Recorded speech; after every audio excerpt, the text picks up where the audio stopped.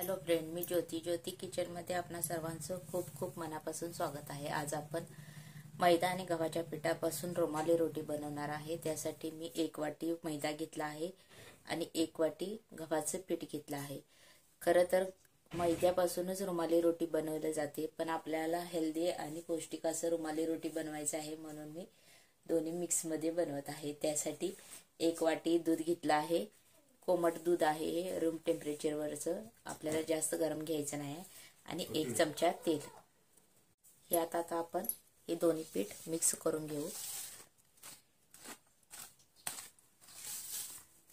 आणि यात आता चवीपुरतं मीठ घालायचं आहे आपल्याला।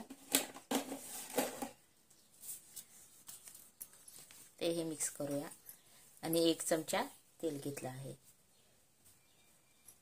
ते सर्व व्यवस्थित असं पिठाला मिक्स करून घ्यायचं आहे चोळून, आणि दुधानेच आपल्याला पीठ मळून घ्यायचं आहे। चपातीचं पीठ ज्या प्रकारे मळलं जातं त्या प्रकारेच ह्याला पण थोडं मऊ मळायचं आहे त्यापेक्षाही, जेणेकरून आपल्याला पातळमध्ये पातळ अशी त्याची रोटी किंवा चपाती बनवता आली पाहिजे। अशा प्रकारे मी तेल लावून घेतलं आहे। आता थोडं थोडं दूध घालून आपण हे मळून घेऊ।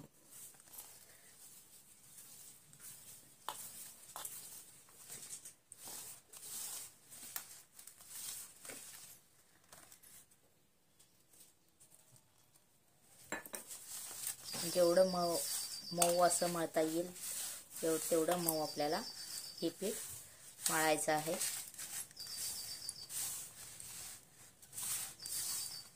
जेणेकरून आपल्या रोट्या रुमाली रोटी प्रमाणेच पातळ आणि चवीला खूप छान बनतात।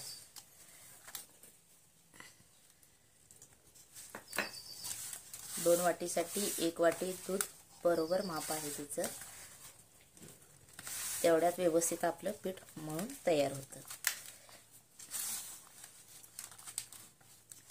पाणी तुम्हाला घालायचं असलं तर तुम्ही पाणी घालून देखील मळू शकता, पण जास्तीत जास्त हे पीठ दुधातच भिजवलं जातं, म्हणून मी तुम्हाला दूध घालून मळून दाखवत आहे।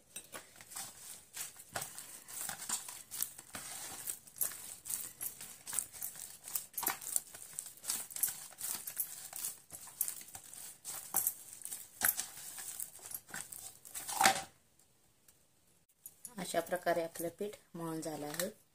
एवढं असं मऊ आपल्याला पीठ बनवायचं आहे। आता हे 10 ते 15 मिनिटाचं व्यवस्थित मुरून द्यायचं आहे। नंतर आपण याचे गोळे बनवून रुमाली रोटी बनवायसाठी घेऊया। पीठ आपलं मुरून तयार झालं आहे। अशा प्रकारे मी याचे गोळे बनवून घेतले आहे। आता हे आपल्याला लाटून घ्यायचं आहे। मी थोडं पीठ लावून घेतलं आहे, जेणेकरून आपल्याला व्यवस्थित चपाती लाटता यावी।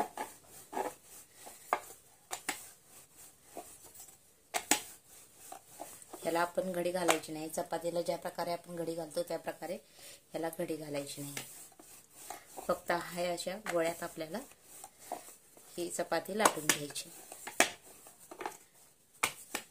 आणि त्याचे किनारे पहिला जास्तीत जास्त लाटून घ्यायचा।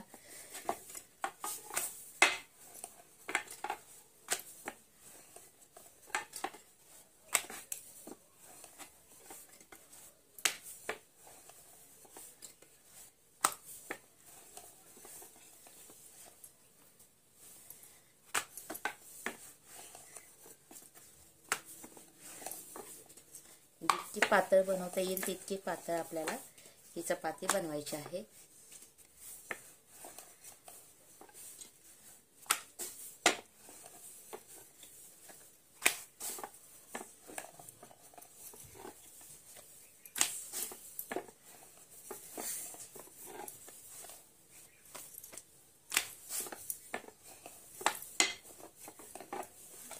खरं तर ही रुमाली रोटी शेफ लोक हातावर करतात, पण आपल्याला घरात बनवायचं आहे, ते हातावर जमणार नाही, म्हणून मी तुम्हाला पोळपाट लाटण्यावर बनवून दाखवत आहे। हे पहा, अशा प्रकारे आपल्याला ही रोटी बनवायची आहे। किती पातळ झाले आहे पहा, हात देखील दिसत आहे आतून।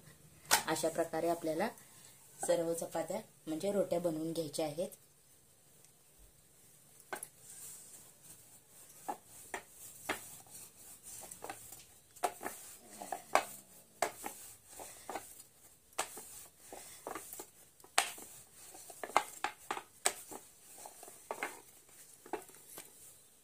ज्यावेळी थोडं लाटण्याचा अडथळा येतो त्यावेळी आपण थोडं पीठ लावून घेऊ. जास्तीत जास्त हा मैद्यापासूनच रोटी बनवली जाते, पण आपल्याला घरात बनवायची आहे, त्यामुळे मी मुलांचा विचार करून ह्यात गव्हाचे पीठ मिक्स केलं आहे, जेणेकरून ती हेल्दी आणि पौष्टिक बनतं. त्यामुळेच आपल्याला ही चपाती थोडी बनवताना अडथळा येते.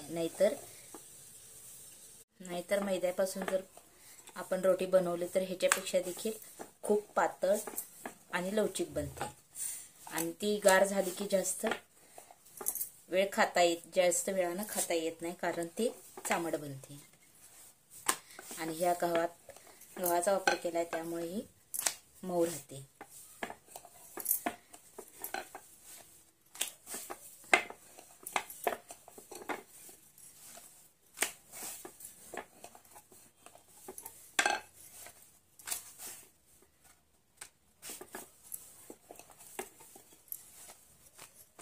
हे पहा, आता आपण ह्या रोट्या शेकून घेऊ.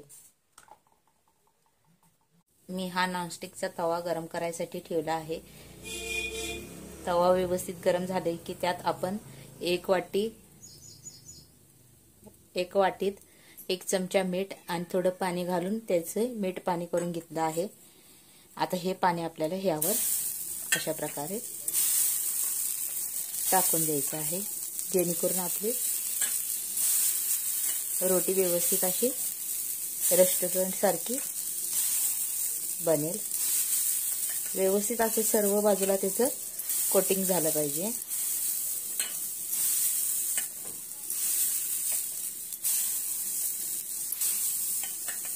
आणि ह्यावर आता आपल्याला बनवलेल्या ह्या रुमाली रोटी शेकून घ्यायचं आहे.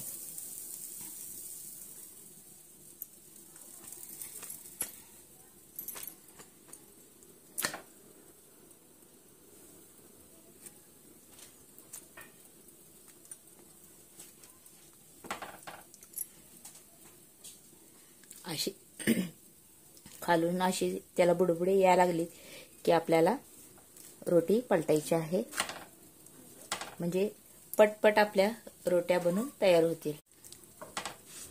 रेस्टॉरंट सारखी बनवायची आहे, त्यामुळे आपल्याला ह्याला जास्त असं भाजायचं नाही आहे. व्यवस्थित असं, आणि तेलाचा वापरही करायचा नाही. व्यवस्थित असं भाजून घेतलं की आपली रोटी तयार होते. आणि एकदा तव्याला आपल्याला हे मिठाचं पाणी मारून घ्यायचं आहे, सारखं मारायचं नाही. एकदम छान अशी आपली ही रोटी बनवून तयार होते. ही तर फुगलीच आहे. आणि मऊसूत अशी रोटी आपली ही बनते. म्हणून मी ह्यात गव्हाच्या पिठाचा वापर केला आहे. मैदा हा मुलांच्यासाठी जास्त फायदेशीर नसतो, म्हणून मी ह्यात गहू वापरला आहे, गव्हाचं पीठ वापरलं आहे. आणि हे जास्तीत जास्त वेळ मऊ देखील राहू शकतात. आणि मैद्याच्याच फक्त जर केल्या तर ते थोड्या वेळाने चामट बनतात. त्यामुळे मी पूर्णपणे मैदा घालण्याचं स्किप केलं आहे. आणि ही जर रेसिपी माझी आवडली असेल तर माझ्या चॅनलला नक्कीच लाईक, शेअर आणि सबस्क्राईब करायला विसरू नका.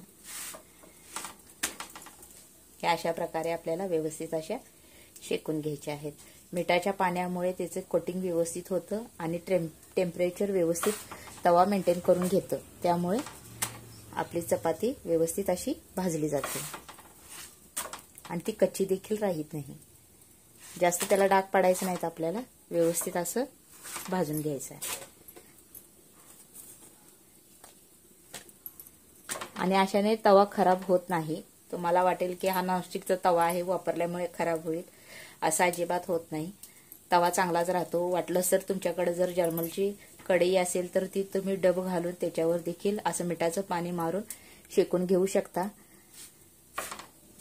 पण मी तुम्हाला तव्यावर कशा प्रकारे बनवायचं आहे हे दाखवत आहे, त्यामुळे मी तव्यावर करून दाखवले आहे.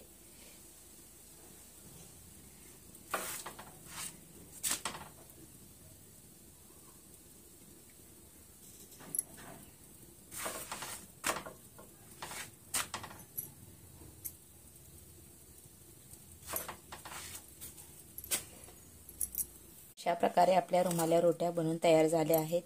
किती मऊ झाल्या आहेत हे पहा, हे पहा, त्याचा गोळा बनतो. अशा प्रकारे आपल्याला रुमाली रोटी बनवता घरच्या घरी बनवता येऊ शकते. आणि जास्त हाय फ्लेमवर आपल्याला रोट्या भाजायच्या नाहीत. कमी म्हणजे एकदम जास्त पण नाही आणि एकदम कमी पण नाही, मिडियम फ्लेमवर आपल्याला ह्या रोट्या व्यवस्थित अशा शेकून घ्यायचे. जास्त डाग पाडायचं नाही, म्हणजे आपली रोटी ही एकदम रेस्टॉरंट सारखी रुमाली रोटी बनून तयार होते. तुम्ही ह्याची अशा प्रकारे घडी घालू शकता किंवा असं रेस्टॉरंटमध्ये बनवतात घडी, त्या प्रकारे देखील त्याची अशी घडी बनवू शकता. एकदम मऊसूत आणि दिसायला ही खूप सुंदर अशी ही रुमाली रोटी आपली बनून तयार होते. आणि ही रेसिपी जर आवडली असेल तर चॅनलला नक्कीच लाईक करा, शेअर करा जास्तीत जास्त, आणि सबस्क्राईब करायला तर अजिबात विसरू नका. आणि कमेंट बॉक्समध्ये ह्या रेसिपीबद्दल तुमचे काय मत आहे ते कळवायला जरूर कळवा. हे पहा, अशा प्रकारे आपली ही रुमाली रोटी तयार.